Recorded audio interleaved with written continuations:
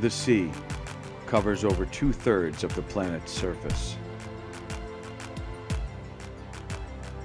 Yet we know more about space and the universe than we do about our own oceans.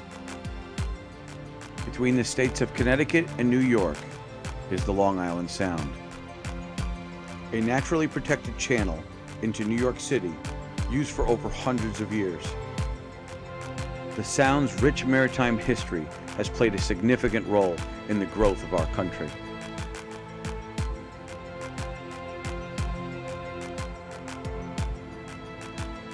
Join us as we explore its unsung residents and its forgotten history.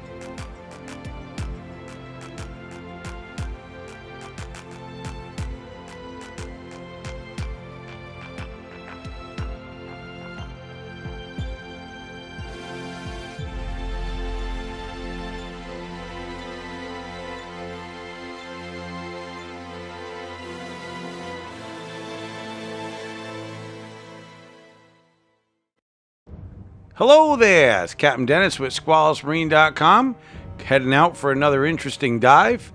Today is going to be something completely different. We decided to go to the North Shore of Long Island. We saw this. We were pretty sure that it was a small recreational vessel, but it turned out to be something a little different. According to the sonar, it was about 35 to 40 feet long, give or take. And we decided to suit up and get in the water and go down the bottom and check it out. Now, the North Shore is kind of a crapshoot. Sometimes it's good, sometimes it's bad. And today it's like this. So we did get in the water at slack tide, which isn't the best tide to dive in the Sound because nothing's really moving. As you can see, things are kind of just hanging in the column, suspended. So we're going to move in the very faint current forward. And this little guy down here doesn't even see us. Oh, there he goes. And we've got some wreckage here, some lines. So we're going to follow this line a little bit. See, it's a very soft, silty bottom here.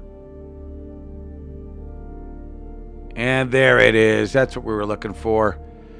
So we're at about 53 feet down here in the mud. So we're going to go up a little bit higher, a little shallower. Try and find the side of this vessel. It's pretty big. It's a big steel hull. And she's sitting upright, which is always good for navigation purposes. It's kind of hard when it's crooked. So here we up on the gunnel, and the first thing we come across is this large piece of metal that comes up about, I'm guessing, about midship. And we'll follow that up a little bit and follow it in, and it's attached to another large piece of machinery. Hold on. Another large piece of machinery, and I'm not sure what this is, but it's probably in the middle of the ship.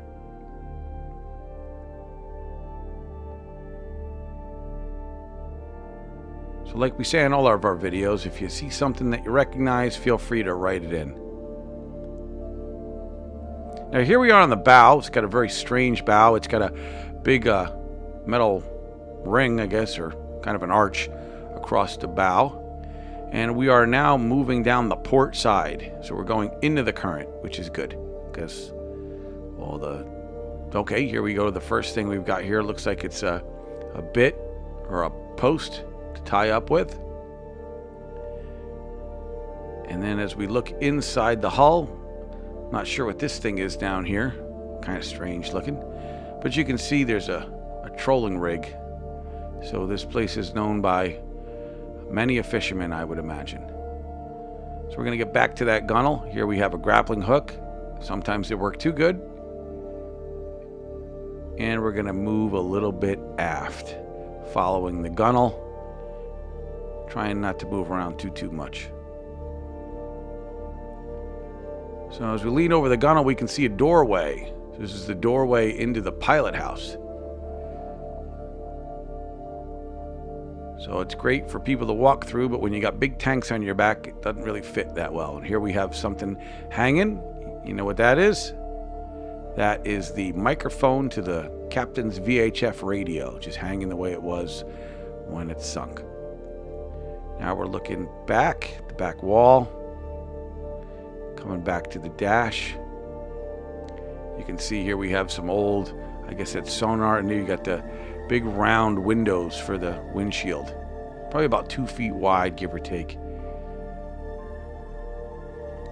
Some strange things in here.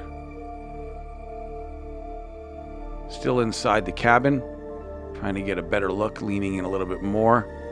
There's the windshield again. This looks like some hatches have opened up or fallen down. Maybe the sun visor. Here we have some more electronics on the port wall.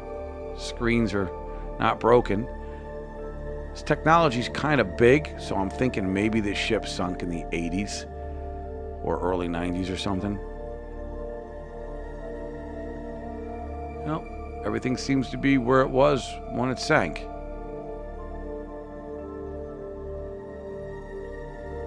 Alright, so let's pop out of the... There's a wire here. Looks like it went to one of the nav lights.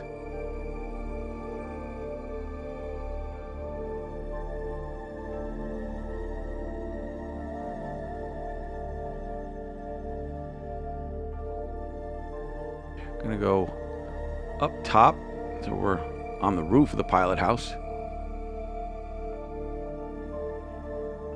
Here we have a big, looks like an air intake.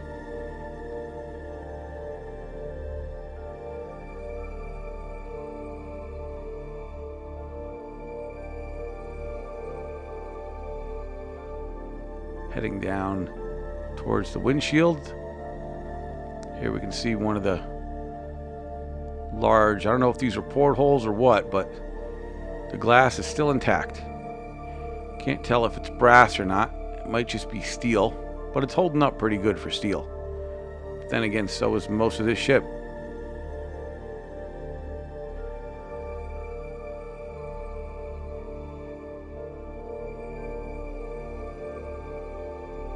Here we are. This is the middle window. Glass is still in it. A little dirty, but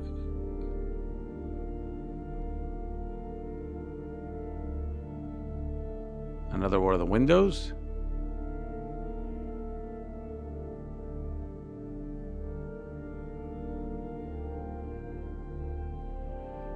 So now we're back on the port side, moving aft. And on the roof, there's another big old anchor.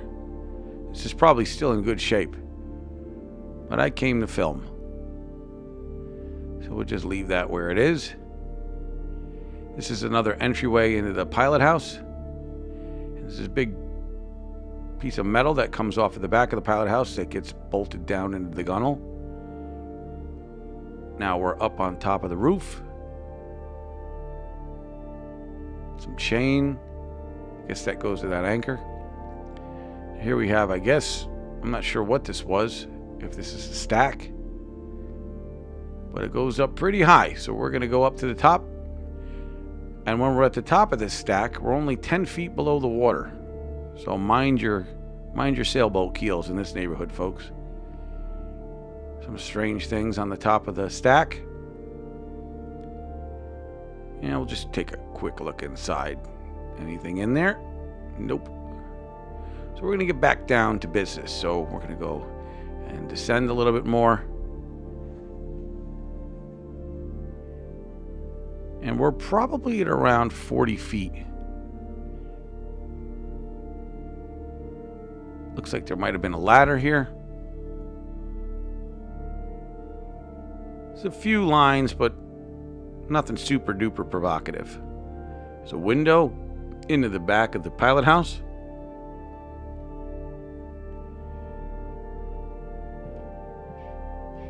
Oh, we're going to start moving aft again.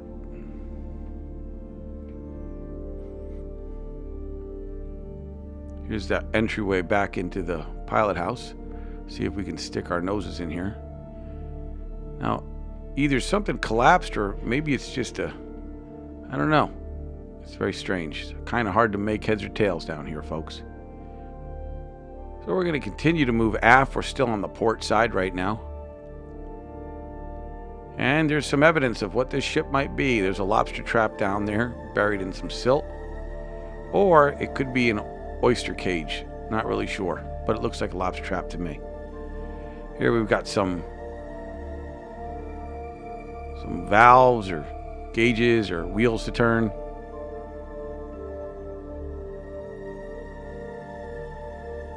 there's a lot of strange, gnarly wreckage. I don't think everything's where it's supposed to be.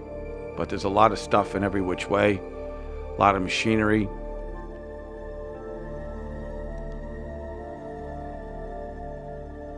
The boat doesn't seem to have very much of a beam. I'd say it's about 15 feet.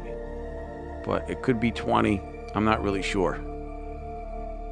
But you can see there's a lot of lines caught up in the middle of this ship, going in every which way. You really don't want to go head first into this stuff. Now right here, this is interesting. This looks like a big spool of some sort. So this could have been a trawler or some kind of dragger with a net or something. But this looks like a spool to me. Now I'm going to keep moving aft, and I want you to keep watching. See that little triangle right there? Keep watching. There's some chain. There's another triangle. There's the chain continuing down. This thing's loaded with anchors and really strange things. So there's the gunnel.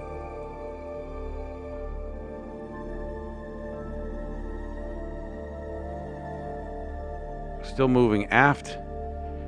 You can see there's another triangle thing. Hold on a second. I just want you to look at this. Another triangle. Now you see this? What if I turn it this way? Aha, that's the mast. That's the mast that fell down that the sailors used to climb up. It's almost like a telephone pole type of thing.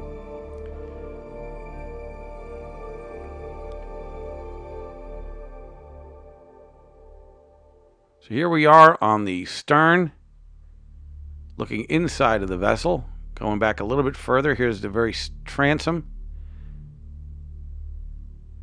The back of the boat. If we look in here, this looks like a tow post or just a bit that they would use to tie the ship up when it was at port. And let's just drop down a little bit and take a look at the bottom.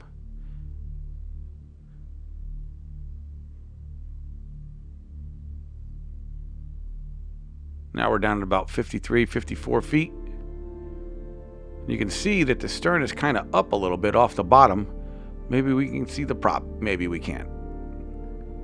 So here we are coming back on the port side. And I saw some interesting shiny stuff here. And you can see there's some stainless steel chain. It's about $4 a foot, folks. And it's got an anchor tied into it. And you got a pulley. So all kinds of stuff. There's probably original stuff. And then cross-contamination from anchors and grappling hooks.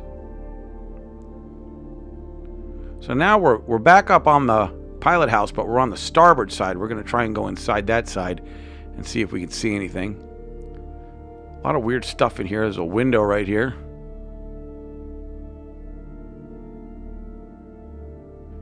See, the air bubbles are collecting on the inside of the pilot house.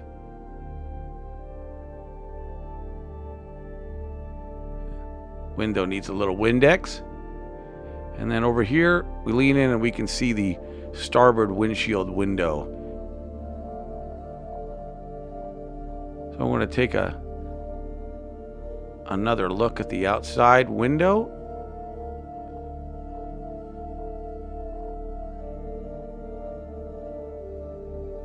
Coming up over the top of the pilot house. And we're going to start to move aft on the starboard side.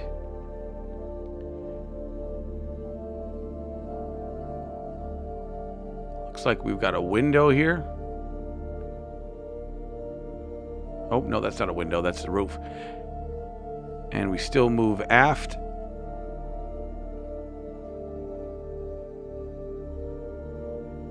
And here we have some ladders, some steps to climb up to the roof. 1, 2, 3, 4, 5. So it's a pretty tall pilot house. So that's it for today, folks. We're gonna take our final look at this lost, I'm assuming it's a commercial fishing vessel. That would be my guess. And we're gonna make our way back up to the boat. As we make our way up, we're sitting on the line doing our safety stop. And if you watch, there it is. See him? See the little crab? There's a crab hatch going on at about 15 feet. So there's all these little crabs hatching. They do this time of the year, folks. And they get caught in the current, and I don't know where they end up, but I bet the fish eat them up pretty good. Well, we hope you enjoyed today's dive as much as we did diving it ourselves. And if you have any information on this ship and you live in the Long Island area, or if you live in the Connecticut area, we'd love to hear about it. But check out squalusmarine.com if you like this video. There's 136 other ones to watch. Until next time, I'm Captain Dennis.